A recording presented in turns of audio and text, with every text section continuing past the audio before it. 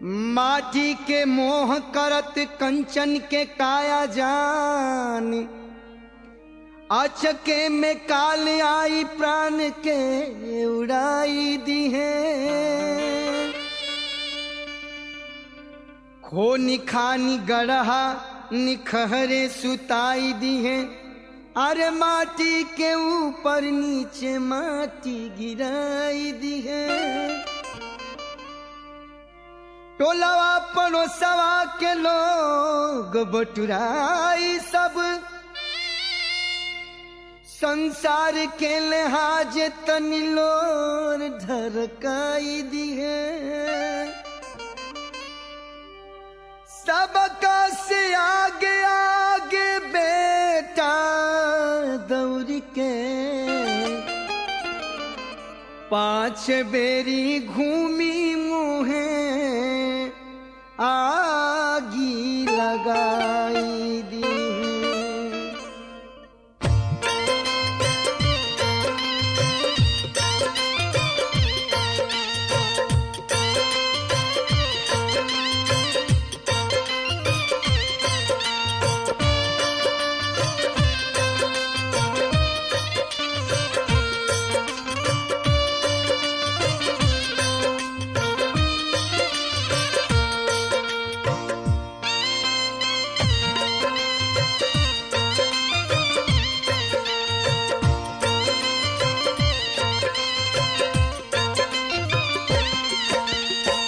कवना बिरछिया चिरई खोतवा लगलू जाके, कवना बिरछिया चिरई खोतवा लगलू जाके, सुन कई के अंगना मार हो। उड़ गईलू पखिया पसार हो। कवना बिरछिया चिरई खोतवा लगलू जाके, कवना बिरछिया चिरई खोतवा लगलू जाके, सुन कई के अंगना हमार हो। उड़ गईलू पखिया पसार हो।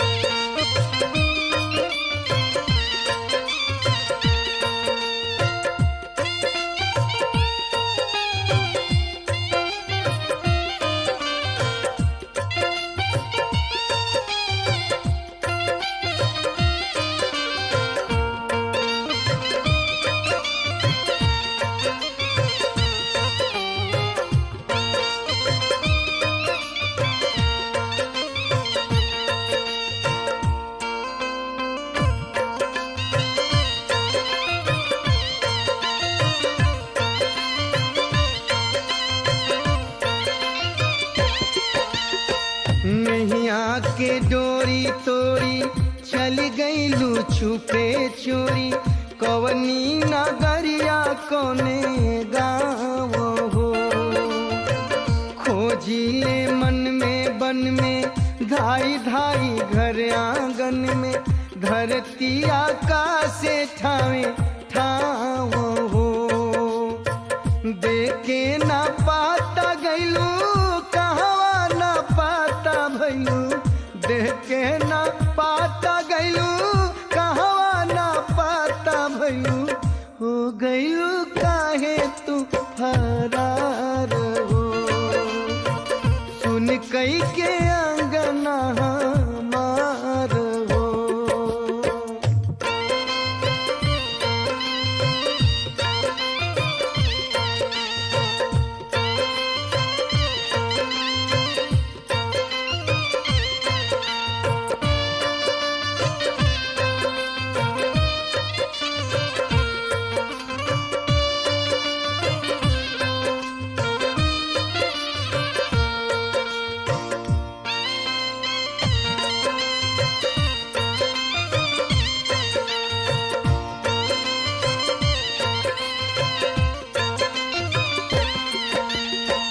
सूरज चानवा से बदरी पवनवा से पूछ पूछिलू कैलू कौने खो हो। तलवा तलैयन से कहानी तरैयन से केहू नाही देता कोनो जो हो। किनके से पूछ जाई तोहरा के कैसे पाई, किनके से पूछ जाई तोहरा के कैसे पाई, के करा से करी अब गो हार हो। उड़ी गईलू पखिया पसार हो।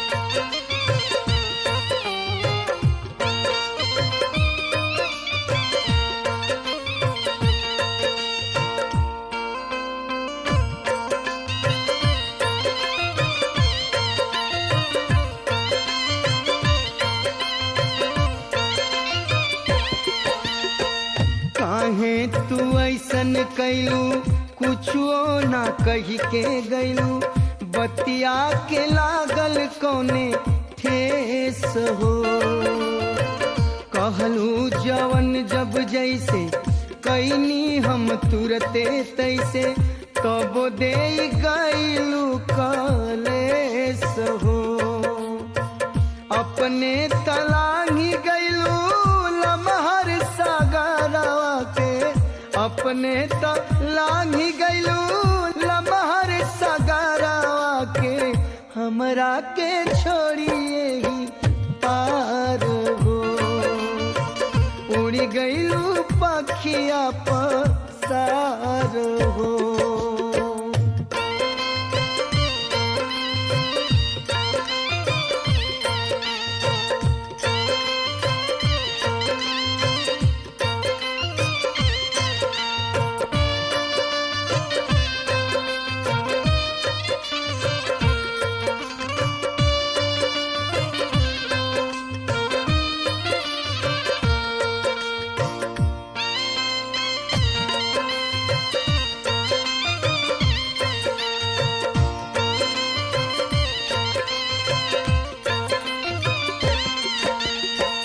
पिया तोह के ले भागल, तोहरो ना भनक लागल, कवनो बहेलिया धैब झाई के।